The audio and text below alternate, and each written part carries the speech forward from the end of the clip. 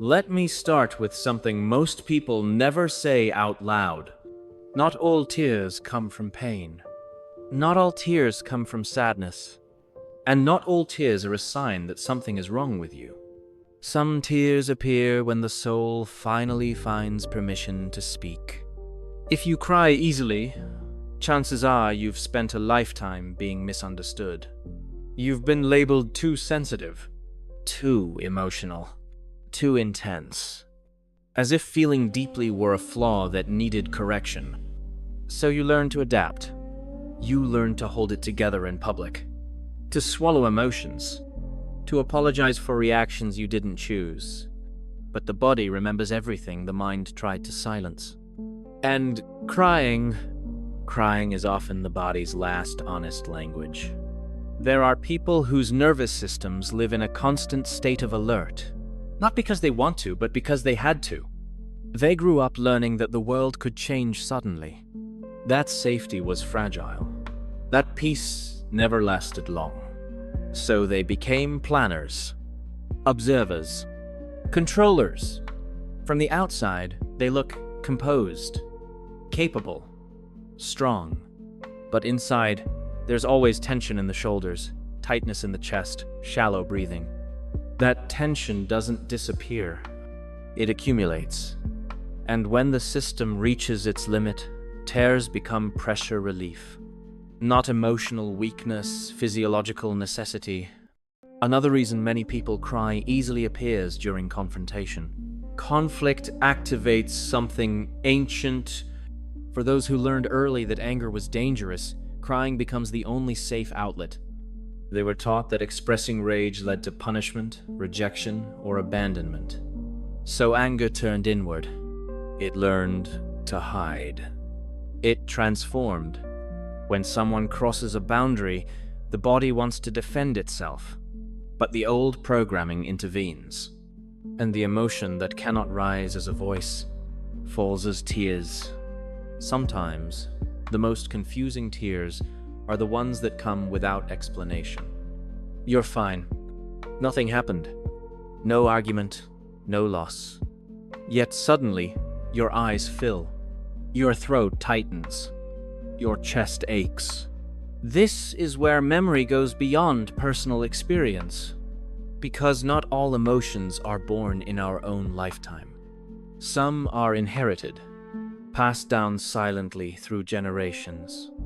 Fear that was never processed, grief that was never allowed, trauma that had no language at the time. A baby doesn't separate emotionally from its caregiver. The nervous system absorbs tone, tension, sadness without understanding meaning. The body learns first. The story comes later. So, as an adult, you may cry without knowing why because something old is being felt now, safely, for the first time. There are people who cry when they see abandoned animals. Strangers often say, "It's just a dog, just a cat." But it was never just about the animal. It's about recognition. Those eyes mirror something deeply familiar: vulnerability, helplessness, being left alone with fear. And in that moment, compassion breaks through not only for the animal, but for the part of yourself that once felt the same way. Many people cry over what seems insignificant to others. A comment, a memory, a scene in a movie. But the trigger is not the cause. It's the key. Behind that moment lives grief that had to be postponed, pain that couldn't be felt when it happened. Sometimes survival requires emotional delay. Function first, feel later. And later can be years.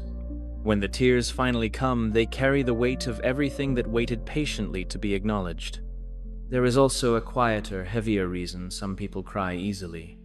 Existential guilt. A subtle belief that one's presence is a burden. That taking space is wrong. That existing causes harm.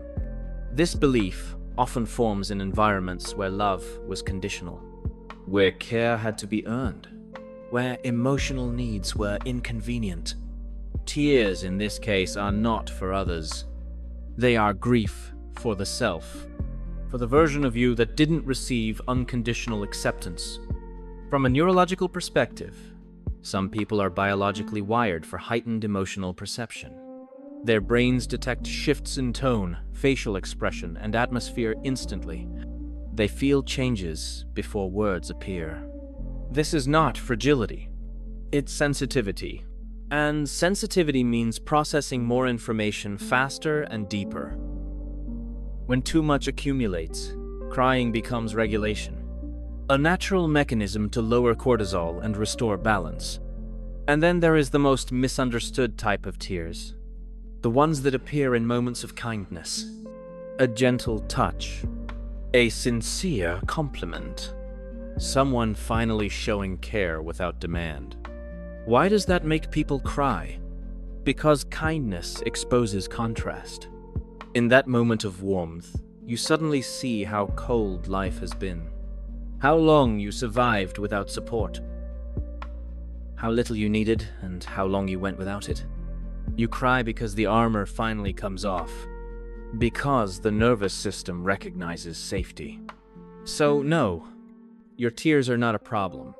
They are a sign of responsiveness, of depth, of a system that still feels. In a world that rewards emotional numbness and calls it strength, the ability to feel deeply is quiet resistance.